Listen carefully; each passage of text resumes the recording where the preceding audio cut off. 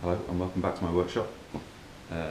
This morning I want to do a video, not quite a rant, but a bit of frustration, let my frustrations out about how difficult it is to get an air compressor to fit an air tool, and how it should be so much easier than it really is. And as a first time buyer, this was my first air compressor, first air tool, it was just so frustrating, and I just hope that this video might save some other first time buyer going through the levels of frustration that I had to go through.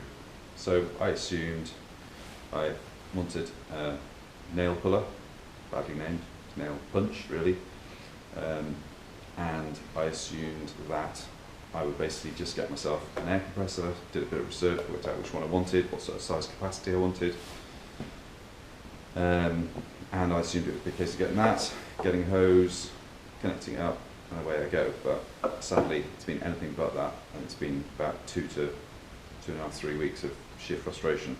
Eventually I have got it working. I'll link to 2 videos in the description afterwards, one where I reviewed the compressor and one where I reviewed the air tool, the air locker nail puller, and you'll see that it is working fine, but it was an absolute pain to get there. So I wanted a nail puller because, as you'll see, I work with pallets, well, I was going to say a lot, but almost exclusively with pallet wood. And so I've now got a pallet buster, which is saving my back, but I still end up with pilot wood like that with nails in. So I want to bust the nails out in an easy way. I've been doing it just with a hammer up till now, which is frustrating, especially if the nails are bent. That can be really frustrating. So I decided to get one of these.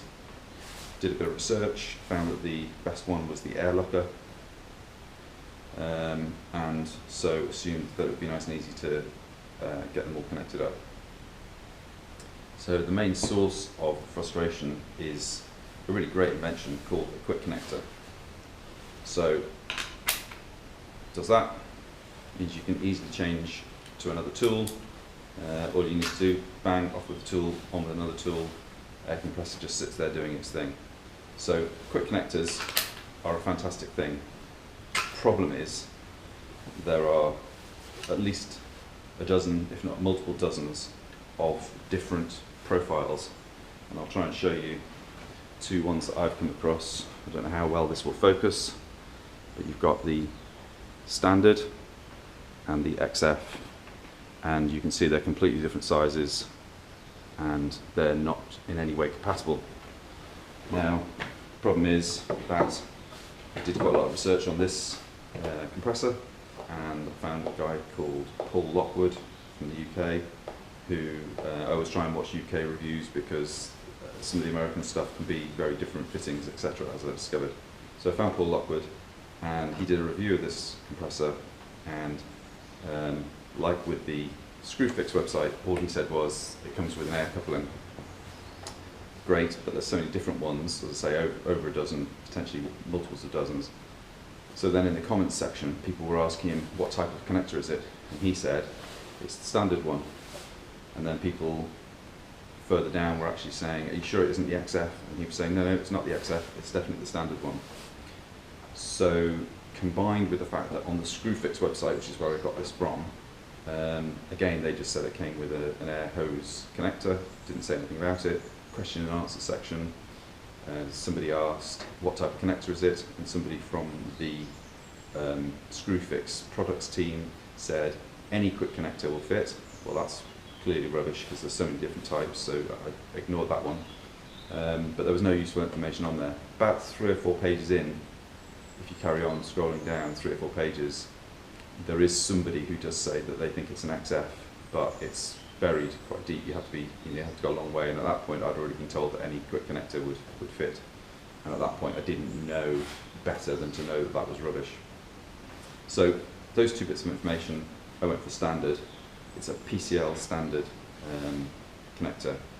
So I bought a hose from Screwfix which had the male and female end already attached, standard ones. I also bought a separate Standard because that was going to go into the bottom of the air tool. However, when I got home, I tested it in the compressor, and there's just no way that that's a standard connection. It shouldn't I mean, it's only half in for a start. So that's when my suspicions were aroused that actually this wasn't standard connector. So this only cost me about £4.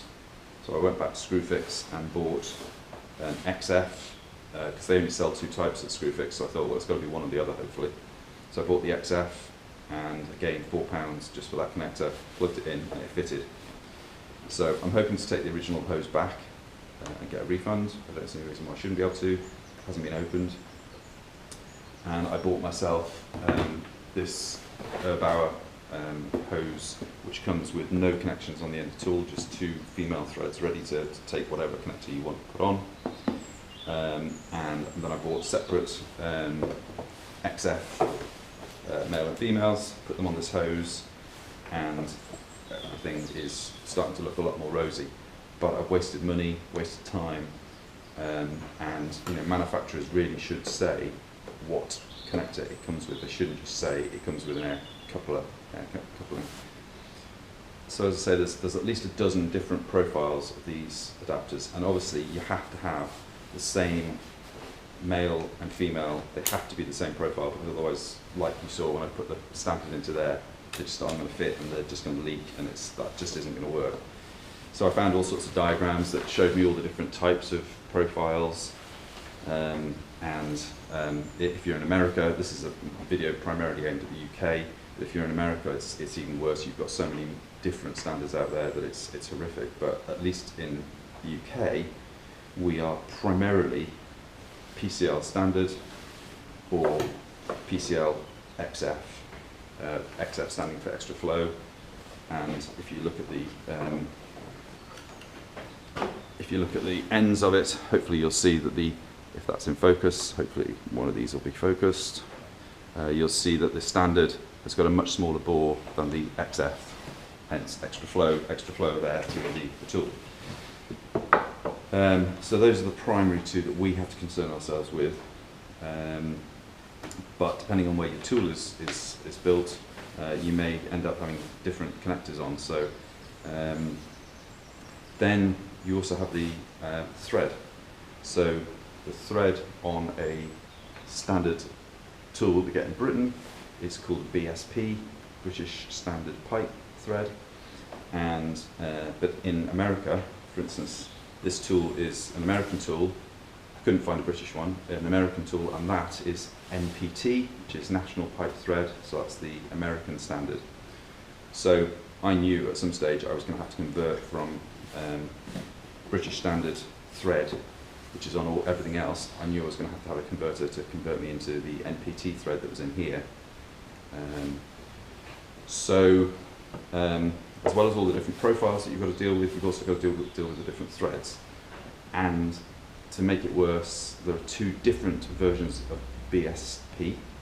There's a BSPP and BSPT.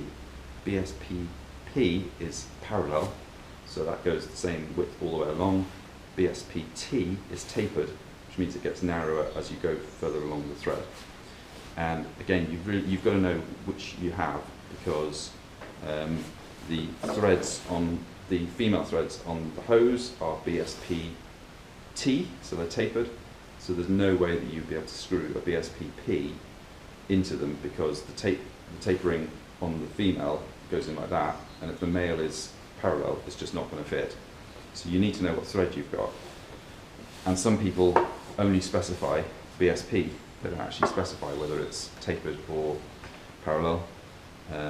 So that's not helpful. There's also different ways of referring to them. So for instance, the BSPP is sometimes assigned the letter G, and the BSPT is sometimes assigned the letter R. So you'll see something that says it's an R quarter, and that basically means it's a 1/4 of an inch, because there's 1/4 of an inch, 3/8 of an inch, 1/2 inch, I think even bigger than that. So R 1/4 means it's a 1/4 inch thread, and R means it's a BSPT. But unless you know that, there's almost no way of finding that out. I was going around in circles trying to find something that was tapered, and all I was being offered was an R or whatever the other one was, the G.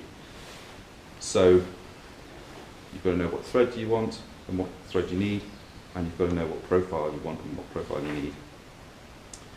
So once you've got all that out of the way, as I say, I've got the extra complication of the fact that I knew that this was an NPT thread in here.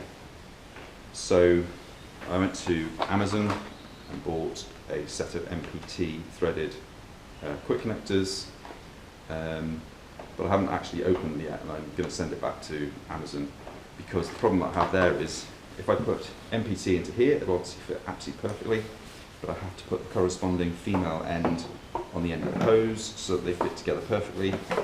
So those will both be NPT threads, great, but what that means is if I take this air tool off, I'm now having to have an NPT threaded male in all of my power tools, and hopefully most of them will be British or European, and so hopefully this will be the only one that I need the NPT in.